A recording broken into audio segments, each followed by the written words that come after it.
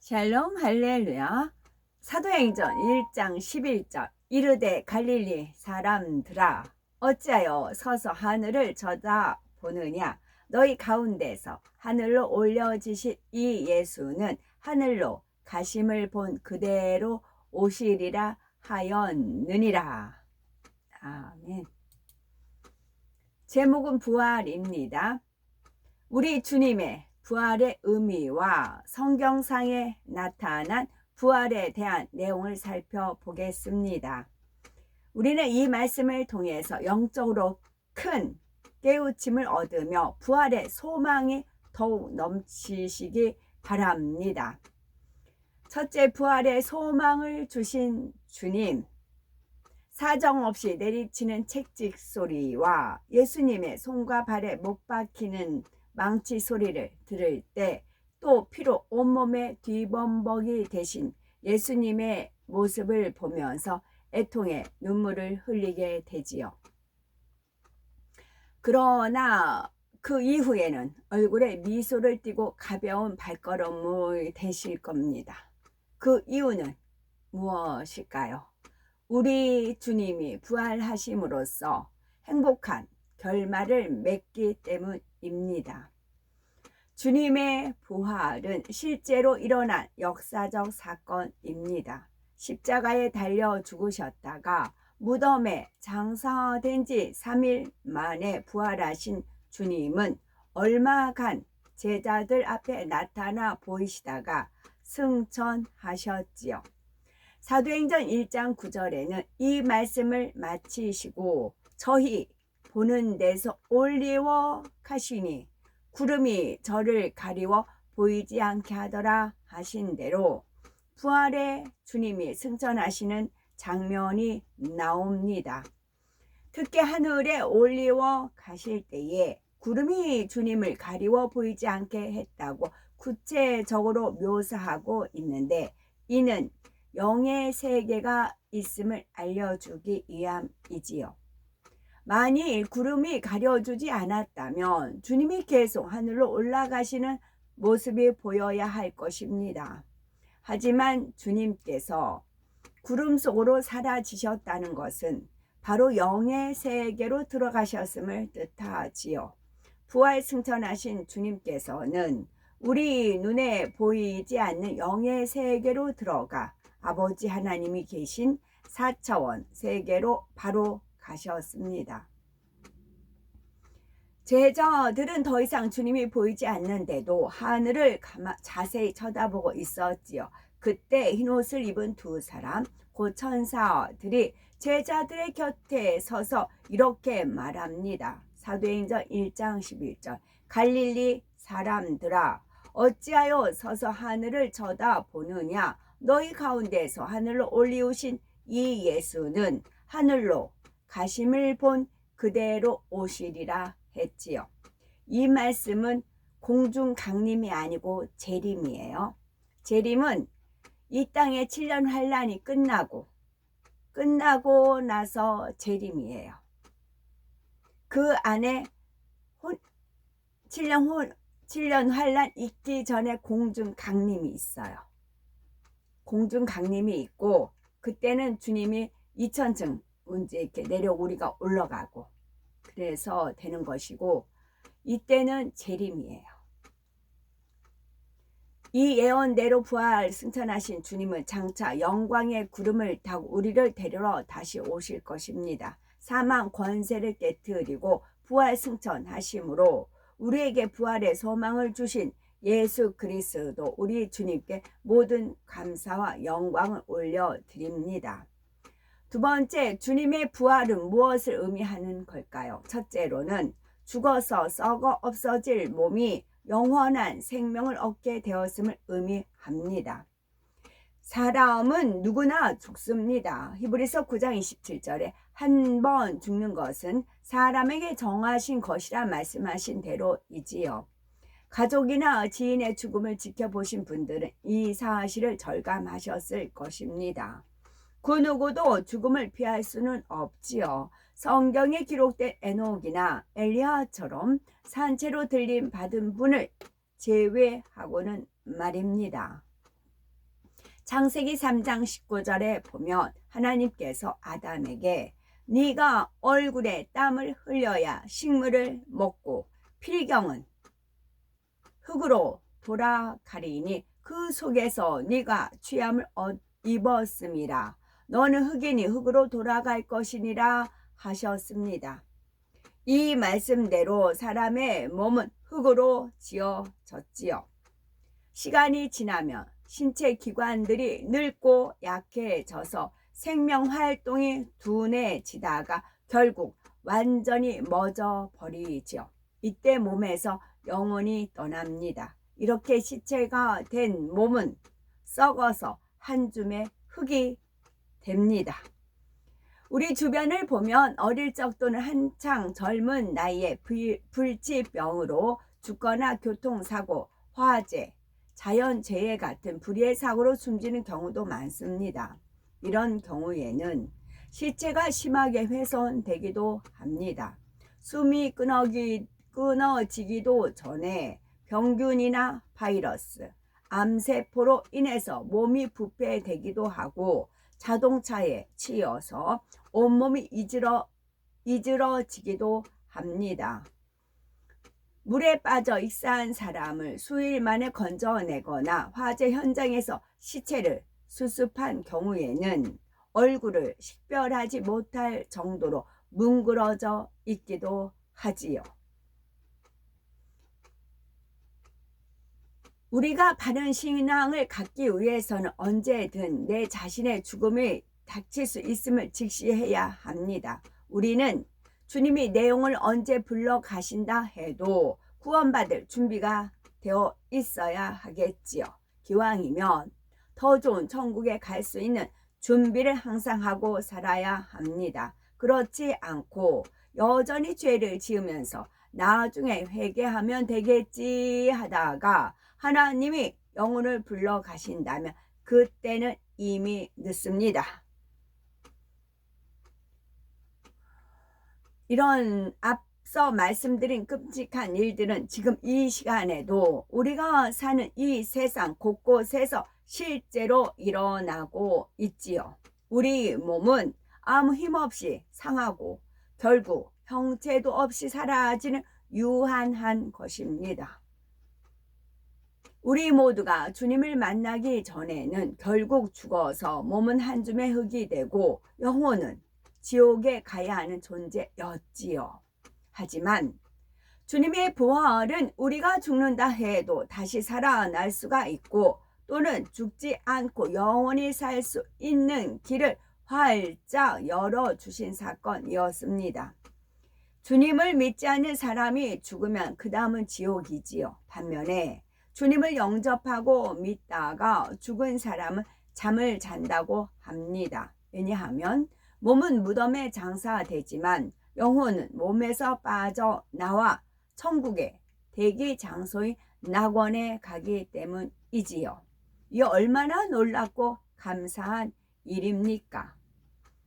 그렇다면 성경에 예언된 부활 사건 언제 실제로 일어날까요? 바로 우리 주님께서 공중에 강림하실 때에 일어납니다. 고린도전서 15장 51에서 53절에 그 과정이 설명되어 있습니다. 보라, 내가 너에게 비밀을 말하노니 우리가 다 잠잘 것이 아니요 마지막 나팔에 순식간에 호련히 다 변화하리니 그 나팔 소리가 남의 죽은 자들이 썩지 아니할 것으로 다시 살고 우리도 변화하리라. 이 썩을 것이 불갑을 썩지 아니할 것을 입겠고 이 죽을 것이 죽지 아니함을 입으리로다 했지요. 즉 주님께서 공중에 내려오시면 먼저는 이 땅에서 죽어 장사된 성도들의 몸이 부활합니다. 그들의 영혼이 주님과 함께 공중으로 내려와서 부활한 몸과 결합을 하지요. 다시 말하면 예수 그리스도를 영접하고 죽은 사람들의 영혼은 윗 음부로 내려가 3일간 있다가 천국 낙원의 가장자리로 갑니다. 그곳에서 대기하고 있다가 주님이 공중 강림하실 때에 함께 내려와 부활한 자기 몸과 도킹하는 것이지요. 이 몸은 더 이상 예전의 몸이 아니요 썩지 않는 신령한 몸 곧 부활체가 됩니다. 그 뒤를 이어서 산채로 주를 맞는 성도들의 몸이 순식간에 신령한 몸으로 변화되어 올라갑니다. 이를 휴거라고 하지요. 이때 이 땅에서 불구의 몸을 가졌던 사람도 전신이 온전한 아름다운 몸을 입습니다. 만일 손과 발이 잘렸거나 눈 하나가 없다 해도 상관이 없습니다. 그때는 눈도 손과 발도 다 정상이 되어 완전한 몸이 되기 때문이지요. 천국에 가서도 불구자로 그냥 있다면 영원히 행복하게 살 수 없으므로 하나님께서는 완전체로 만들어 주시는 것입니다. 이러한 부활은 아주 순식간에 일어납니다. 구원받은 성도들의 몸이 후련히 부활체의 몸으로 변화하고 그 몸에 빛나는 세마포 흰옷이 입혀집니다. 그리고는 공중 혼인 잔치에 들어가게 되지요. 이는 결코 사람이 지어낸 허구가 아닙니다. 전지전능하신 하나님께서는 성경을 통해 사람의 부활이 얼마든지 가능한 일임을 이미 보여주셨지요. 그것은 바로 나사로의 부활과 우리 주님의 부활을 통해서 보이셨습니다. 세 번째, 성경상에 나타난 부활 사건. 성경은 나사로가 완전히 죽었음을 증거합니다. 죽은 지 나흘이나 되어 이미 썩은 냄새가 난다고 했지요. 이런 상태로 나사로의 시체가 무덤에 있을 때 예수님께서는 나사로야 나오라 하고 그를 큰 소리로 부르셨습니다. 예수님께서는 무덤에 장사된 나사로를 향해서 옆 사람이 들을 정도로만 말하지 않으시고 큰 소리로 부르셨는데 그 이유는 무엇일까요? 이것이 바로 영계의 법칙이기 때문입니다. 에레미야 33장 3절에 너는 내게 부르짖으라 내가 네게 응답하겠고 네가 알지 못하는 크고 비밀한 일을 네게 보이리라 말씀하신 대로 예수님께서 큰 소리로 부르짖으신 것입니다. 그러자 죽은 나사로가 살아나 무덤에서 나왔습니다. 손발에 배로 동여진 채로 또 얼굴이 수건에 쌓인 채로 즉 오늘날로 말하면 수의를 입고 사람들 앞에 나타난 것입니다. 물론 나사로의 부활은 온전한 부활이 아닙니다. 그러나 나사로도 주님께서 공중에 강림하실 때 온전한 부활에 동참할 것입니다. 이처럼 죽은 나사로가 다시 살아난 일과 달리 우리 주님의 부활은 참으로 완벽한 부활이었습니다. 예수님은 하나의 본체이신 분이십니다. 예수님은 하나님의 본체이십니다. 이런 예수님이 사람의 몸을 입고 이 세상에 태어나셨지요. 그리고 33세라는 청년의 나이까지 장성하셨을 때 그 몸이 참혹한 순환을 당하셨습니다. 고된 사역으로 야위신 예수님의 몸은 무수한 채찍질로 찢기셨습니다. 손목과 발목에는 못이 박혀 구멍이 났지요. 또 가시면류관을 쓰신 머리 끝부터 발끝까지 피로 붉게 물드셨습니다. 이렇게 운명하신 예수님의 옆구리를 로마 병정이 창으로 찔렀고 그러자 몸속에 남아있던 물과 피까지 쏟아져 나왔습니다. 그 귀하신 몸이 망신창이가 되었지요. 예수님의 시신은 아리마대 사람 요셉이 새 무덤에 장사하였고요. 그리고 예수님은 3일 만에 다시 살아나셨습니다. 이처럼 부활하신 예수님은 가장 먼저 막달라 마리아에게 보이셨고 이후에는 제자들과 500여 성도들 앞에도 나타나셨습니다. 부활체를 입으신 예수님은 육의 몸을 입으셨을 때와는 전혀 다른 모습이셨습니다. 그래서 막달라 마리아도 제자들도 처음에는 예수님을 알아보지 못했지요. 부활하신 예수님은 문에 잠겨있는 집 안에 호련히 나타나기도 하셨습니다. 이는 부활체가 육의 사람의 눈에 보이면서도 이 땅의 사람들의 몸과는 달리 영의 차원에 속한 신령한 몸임을 말해주지요. 예수님은 부활하신 후 음식도 잡수셨습니다. 이는 무엇을 말해줄까요? 부활 후에 펼쳐질 7년 혼인잔치와 천년 왕국 기간의 삶이 매우 실제적임을 알려주지요. 그 하이킹 자전거 타는 거 있잖아요. 산책길, 아름다운 산책길에 자전거 타고 휘잉 가는 거, 그런 거 참 좋죠.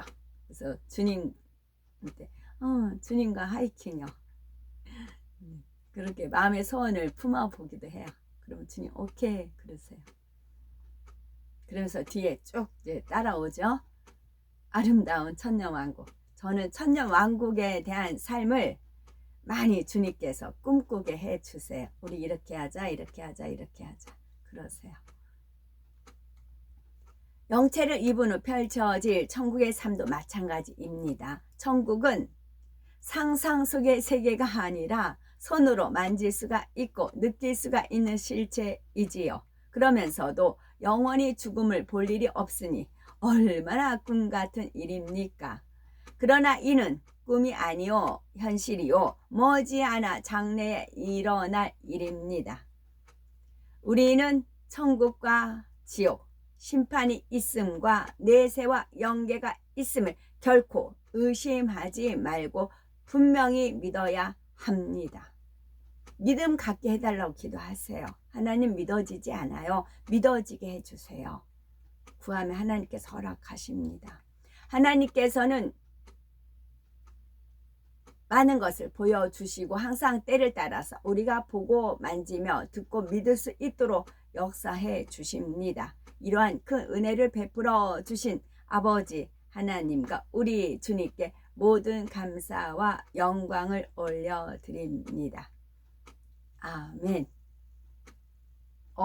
추석날이죠.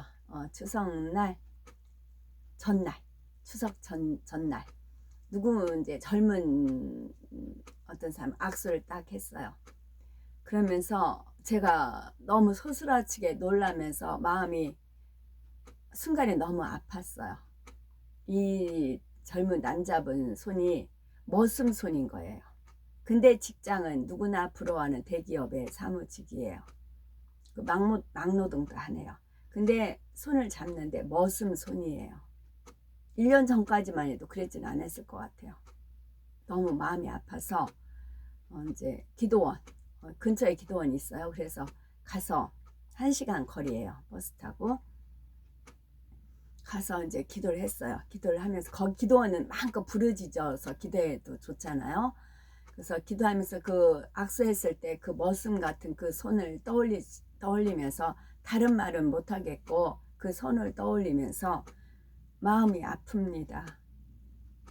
마음이 아픕니다. 그렇게만 기도했어요. 그랬더니 아버지 하나님께서 나한테 맡기지 않았느냐 그러시더라고요.